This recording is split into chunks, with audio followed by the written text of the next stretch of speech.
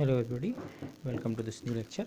Okay, हम अपने discussion का कंटिन्यूशन करते हैं। जो हम कोऑर्डिनेट सिस्टम्स का डिस्कशन कर रहे थे और प्लेन पोलर कोऑर्डिनेट सिस्टम जो है आर और थीटा को यूज़ करके जो हम किसी पॉइंट को स्पेसिफाई करने की कोशिश कर रहे थे, उसको उसकी मदद से अब किसी पार्टिकल के मोशन को हम डिस्क्राइब करना चाहेंगे।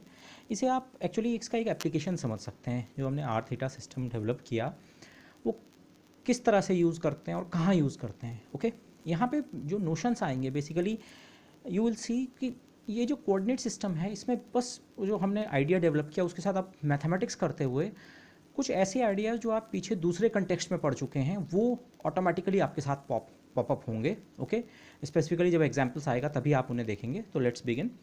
बेसिकली हम डिस्क्राइब करना चाह रहे हैं किसी पार्टिकल का मोशन। से फॉर एग्जांपल ये जो ब्लैक पाथ है किसी पार्टिकल का पाथ है। ओके, टाइम के साथ its position vector at time t1 ये है, टाइम t2 थोड़ी देर बाद पोजीशन वेक्टर ये हो गया, थोड़ी देर बाद और चेंज हो गया और चेंज हो गया। तो कोई पार्टिकल मोशन कर रहा है किसी भी उसके अलाउंग। ओके, यहाँ पे हम पार्टिकल पे लगने वाले फोर्सेस को डिस्क्राइब नहीं कर रहे हैं।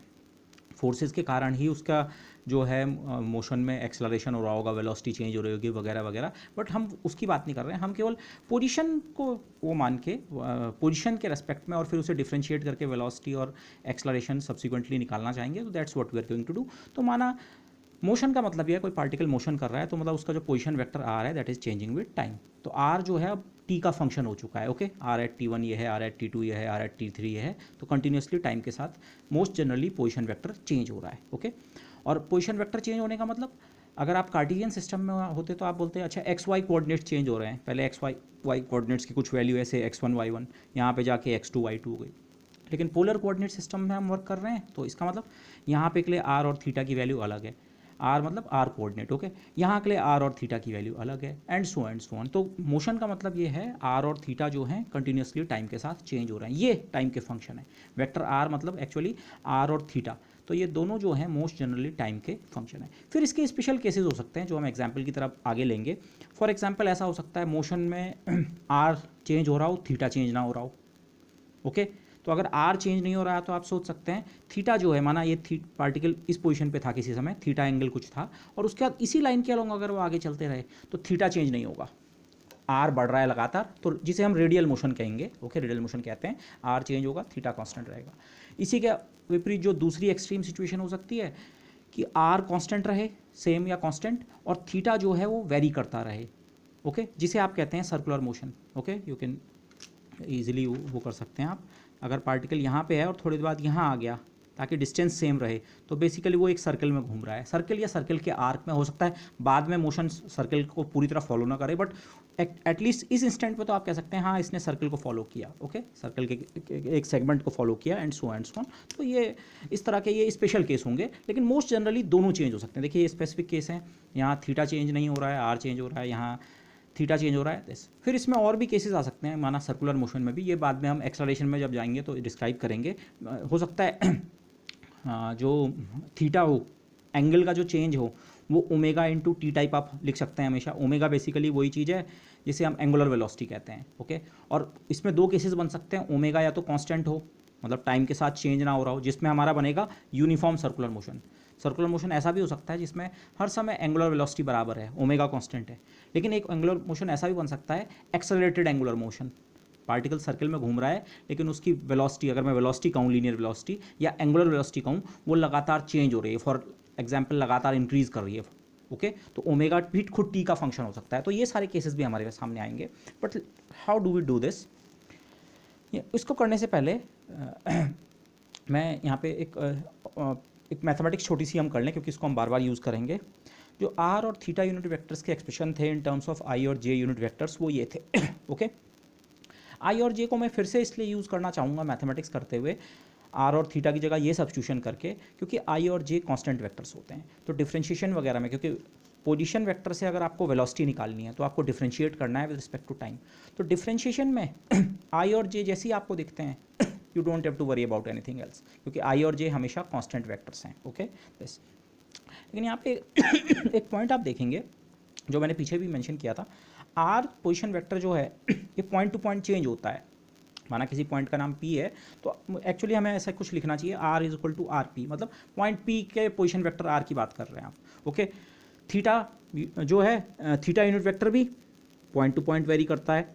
फॉर एग्जांपल इसी फिगर में आप देख लें, इस पॉइंट पे position vector unit vector r इस डायरेक्शन में होगा, इस पॉइंट पे इस डायरेक्शन में। ओके, ये बात हम कर चुके हैं। लेकिन यहाँ पे शायद एक पॉइंट में पीछे मेंशन करना भूल गया, वो आप एक्सप्लिसिटली इस एक्सप्रेशन में देख सकते हैं। पॉइंट टू पॉइंट देखिए, जब आप आर थीटा के टर्म्स में डिस्क्राइब करते हैं टू डायमेंशनल प्लेन को, तो किसी पॉइंट के कोऑर्डिनेट्स कैरेक्टराइज होते हैं उस पॉइंट की आर वैल्यू और theta value. R radial coordinate, theta angular coordinate, ठीक है, मैं एंगुलर कोऑर्डिनेट ही कहूँगा थीटा को। अच्छा, लेकिन ये जो आर और थीटा यूनिट वेक्टर्स हैं, ये पॉइंट टू पॉइंट चेंज हो रही है, आप देख रहे हैं, लेकिन इसका चेंज एक्चुअली केवल थीटा पे डिपेंड करता है। आई और जे कांस्टेंट वेक्टर्स हैं, डिपेंडेंस जो है वो थीटा के कारण आ रही है। इन एक्सप्रेशंस में कहीं भी आर नहीं है, ये डिपेंडेंस नहीं है। इसका मतलब आप समझ रहे हैं, इसको सिंपलिस्ट ऐसे समझते हैं, माना मैं एक कोई रेडियल लाइन ले लेता हूँ, कोई सी भी, इसका एंगल है समथिंग थीटा। ओके, इस पे अगर आप दो पॉइंट्स कंसिडर करें, माना एक पॉइंट का नाम P1 रखा आपने, दूसरे पॉइंट का नाम P2 रखा, से ये दो पॉइंट्स हैं P1 और P2। अगर इन दोनों पॉइंट्स पे आप आर यूनिट वेक्टर और थीटा यूनिट वेक्टर बनाएं, तो let me use the coloured sketch pen. इस पॉइंट पे P1 पॉइंट पे R1 यूनिट वेक्टर ये होगा, और P2 पॉइंट पे भी सेम, रेडियली आउटवर्ड। तो ये दोनों वेक्टर्स पैरेलल हैं, मतलब सेम है। ओके, R1 यूनिट वेक्टर और R2 unit vector same direction में है, और थीटा यूनिट वेक्टर्स इनके परपेंडिकुलर होते हैं। तो थीटा 1 यूनिट वेक्टर इस पॉइंट पे P1 पॉइंट पे, या थीटा एट P1 अगर आप इसे लिखें और इसे लिखें थीटा एट P2, तो वो दोनों भी पैरेलल हैं। ऐसा क्यों हुआ? इन दोनों, मतलब इन दोनों पॉइंट्स पे आर और थीटा वेक्टर्स बेसिकली सेम बने। इस एक्सप्रेशन से पहले आप देखें भाई, आर और theta unit vector point two point very तो करता है, पर वो पॉइंट टू पॉइंट जो वेरिएशन है वो आर से कंट्रोल नहीं होता है, वो केवल थीटा से कंट्रोल होता है। तो इन दोनों पॉइंट्स के लिए P1 पॉइंट के लिए भी ये थीटा इतना है, ऐसे 30 डिग्री, माना ये 30 डिग्री डायरेक्शन थी, तो थीटा, ये जब आर और थीटा यूनिट वेक्टर्स आप इस पॉइंट के निकालेंगे तो थीटा इक्वल टू 30 डिग्री रख के निकालेंगे, और इस पॉइंट के लिए भी थीटा इक्वल टू 30 डिग्री, मतलब सेम। ओके, तो इसीलिए तो एक जो ये वेक्टर्स हैं, ये शायद मैं इसे मेंशन करना पीछे भूल गया हूँगा, यहाँ पे इसे क्लियर कर लेते हैं। ये जो यूनिट वेक्टर्स आर और थीटा हैं पॉइंट टू पॉइंट डिपेंडेंट होते हैं, पर उनके डिपेंडेंस एक्चुअली जो है, मैं अगर इसे ऐसे लिखूँ, आर यूनिट वेक्टर जो है आर और थीटा का फंक्शन, पहले मैंने ऐसा लिखा, लेकिन मैं इस आर को काट रहा हूँ। आर को काटने का मतलब ये है, पॉइंट टू पॉइंट वेरी तो करता है आर यूनिट वेक्टर, लेकिन एक्चुअली ये आर पे डिपेंड नहीं करता। इस फिगर में देखिए, आर पे डिपेंड नहीं करता है, डिपेंड केवल किस पे करता है फाइनली, थीटा पे। हाँ, अगर आप एक दूसरी डायरेक्शन ले लें, माना आपने इसके बजाय ये वाली डायरेक्शन पिक की, थीटा इक्वल टू 60 डिग्री वाली डायरेक्शन पिक की, तो इसके लिए आर यूनिट वेक्टर इस रेडियल लाइन के अलावा किसी भी पॉइंट पे आर और थीटा यूनिट वेक्टर इन वालों से डिफरेंट होंगे।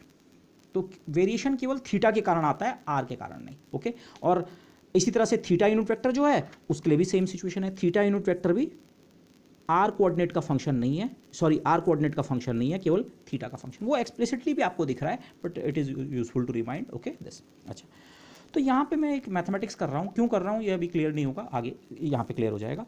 मैं जस्ट इन एक्सप्रेशंस को, ये दिख रहे हैं, ये थीटा के फंक्शन है। ओके, आर यूनिट वेक्टर भी थीटा का फंक्शन है, थीटा यूनिट वेक्टर भी थीटा का फंक्शन है।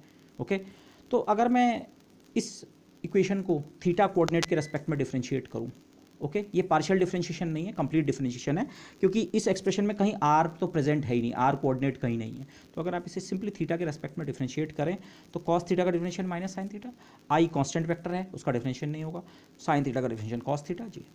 और ये देखिए, ये minus sine theta i plus cos theta j, ये नीचे वाली लाइन है, नीचे वाली लाइन मतलब theta unit vector. R unit vector का डिफरेंशिएशन थीटा के रेस्पेक्ट में किया तो थीटा यूनिट वेक्टर बनता है। इस चीज़ को मैंने यहाँ पे ये लिखा है, रेड से सर्कल भी किया है। और सेकंड लाइन का डिफरेंशिएशन करें थीटा के रेस्पेक्ट में, थीटा यूनिट वेक्टर का डिफरेंशिएशन थीटा के रेस्पेक्ट में करें, तो यू गेट दिस। ये ऊपर वाली लाइन है, लेकिन एक एक्स्ट्रा माइनस साइन है, दोनों टर्म्स में आप माइनस कॉमन ले लें तो ये मतलब आर यूनिट वेक्टर मिलता है विद अ माइनस साइन।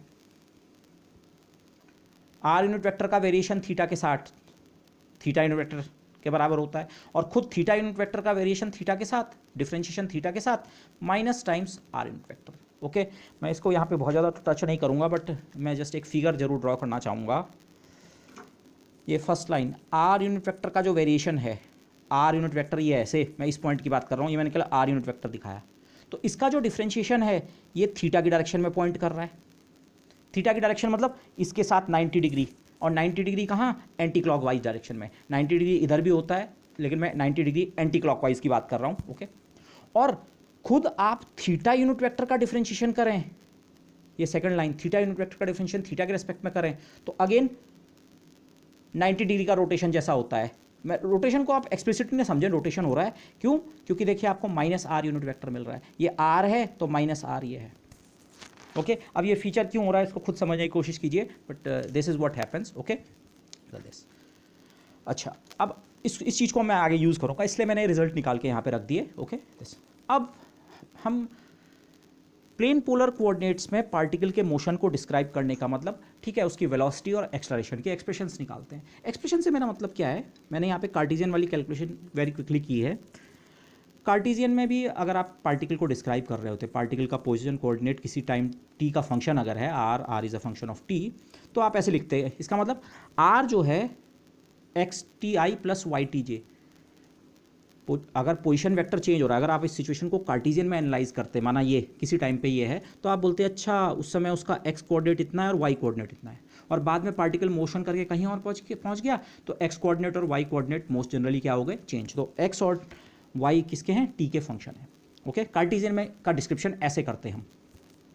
तो जो वेलोसिटी है, वेलोसिटी हम निकालते हैं simply D R by d T. Position vector को अगर टाइम के रेस्पेक्ट में डिफ्रेंशिएट कर दें तो इस एक्सप्रेशन का अगर आप डिफ्रेंशिएशन करें, आई और जे कांस्टेंट वेक्टर्स हैं, तो एक डिफरेंशिएशन होगा एक्स का टी के रेस्पेक्ट में और ये वाई का टी के रेस्पेक्ट में। ये नॉर्मल डेरिवेटिव है, कंप्लीट डेरिवेटिव है, मतलब पार्शियल नहीं है। ओके तो वेलोसिटी आप इसे ही कहते हैं, rate of change of position vector with respect to time को आप वेलोसिटी कहते हैं।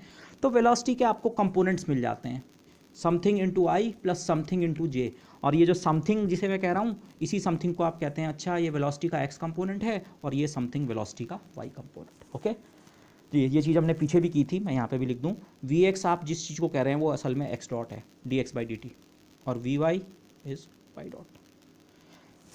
फिगर में समझें इस चीज़ को, अगर वेलोसिटी v माना इस डायरेक्शन में, किसी टाइम पे माना वेलोसिटी इस डायरेक्शन में पॉइंट कर, ये रेडियल डायरेक्शन नहीं है, ये कोई भी डायरेक्शन हो सकती थी, इधर भी हो सकती थी कहीं भी, ये वेलोसिटी अगर किसी पॉइंट समय हम ऐसी निकली तो ये उसका x कंपोनेंट है वी एक्स और ये उसका y कंपोनेंट ये।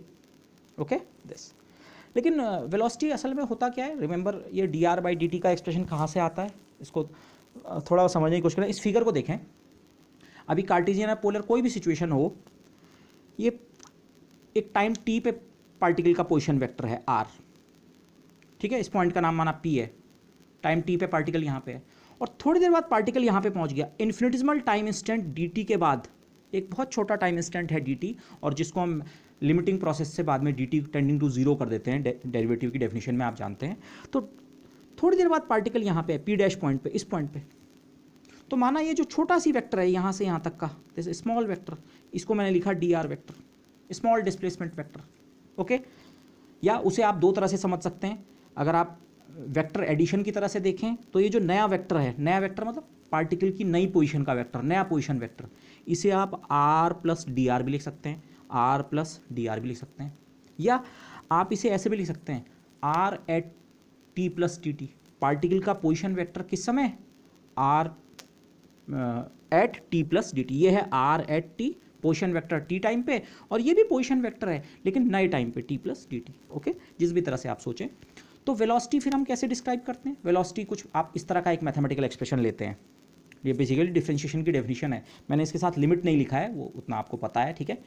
R at t plus d t, ये इस वाले पोजीशन वेक्टर में से आर एट टी, इस वाले को सब्ट्रैक्ट करो, बेसिकली आप इस वाले वेक्टर की बात कर रहे हैं, अगर आप इस वेक्टर में से इस वेक्टर को घटाएं तो ये वाला वेक्टर डी आर, और उसे डी टी से डिवाइड कर दें, स्मॉल टाइम इंटरवल जो लगा, और साथ में limit t tending to zero अगर आप ले लें तो वही ये एक्सप्रेशन बनता है। ओके जो हमने ये किया, या इसको ऐसे समझें, ये मैं क्यों कर रहा हूँ, r at t plus d t को मैं समझ सकता हूँ बेसिकली पोजीशन वेक्टर किस पॉइंट का, पी डैश पॉइंट का, position vector p dash point का, और ये r at t position vector p point का। बेसिकली वो छोटे समय अंतराल में पार्टिकल अगर पी से पी डैश पे पहुँचा तो इस पॉइंट के पोजीशन वेक्टर से नए पॉइंट के पोजीशन वेक्टर में से पुराने पॉइंट का पोजीशन वेक्टर सब्ट्रैक्ट किया, डी टी से डिवाइड किया, एंड दिस।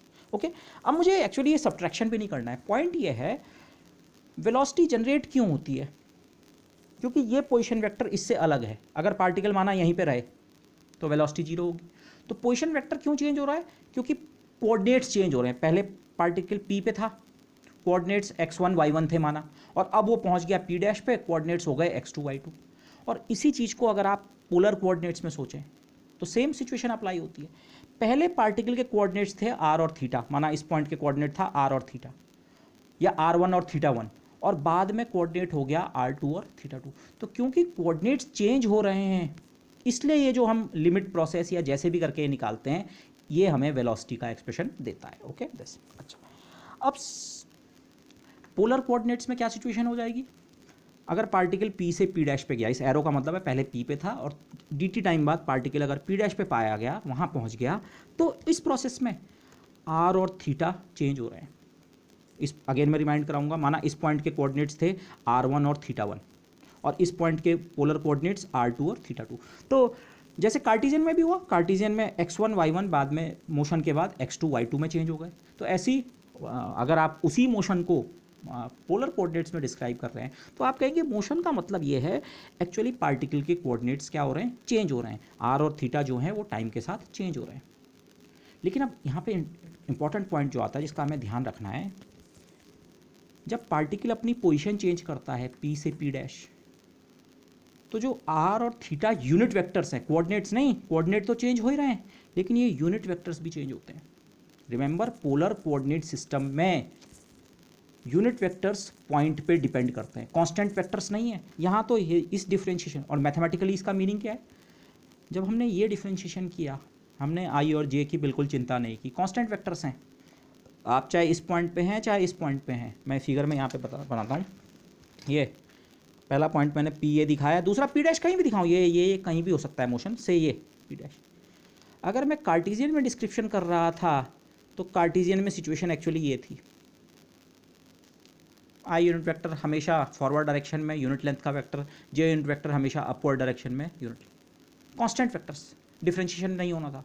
लेकिन अब सिचुएशन ये है, अगर मेरा ओरिजिन ये है माना, तो इस पॉइंट पे, इसी पॉइंट P पे जो रेडियल R यूनिट वेक्टर है वो इस डायरेक्शन में है, जबकि इस पॉइंट का R यूनिट वेक्टर किसी और डायरेक्शन में है। कहाँ है वो मैथमेटिक्स हमें गाइड कर देगी।